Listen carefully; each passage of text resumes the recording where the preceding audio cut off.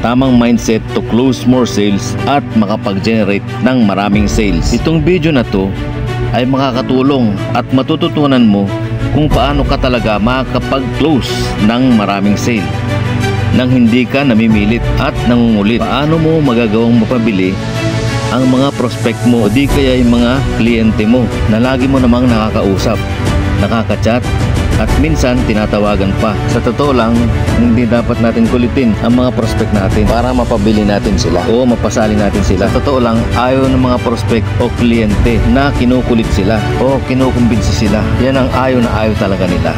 Lalong hindi natin silang mapapasali o mapapabili. Yan po ang ating pag-uusapan ngayon.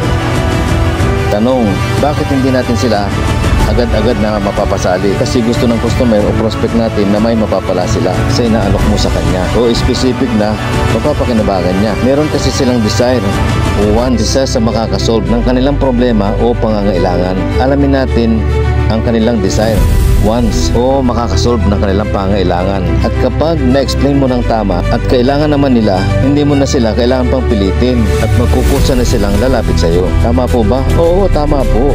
Paano mo naman may papakita sa kanila na ikaw mismo ang makakatulong sa kanila? Sa ngayon, napakarami na pong paraan na pwede natin gawin. Pwede kang mag-advertise sa radyo, sa dyaryo, o sa TV kaya. O kaya naman, daanin natin sa kwento na may kwenta.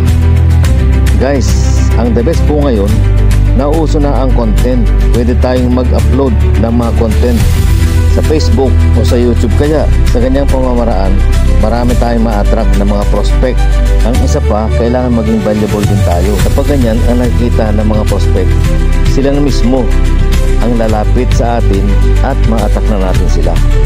Tanong, paano tayo maging valuable? Simulan na po natin gumawa ng paraan. Unang-una ay iwasan natin na maging mahiyain. Kailangan natin magkaroon ng experience. Magbasa ng book, manood ng mga video training, makinig din ng mga advice at sa mga speakers, lalong-lalo na po sa mga successful na tao. Ilan lang po sa mga tulad nila.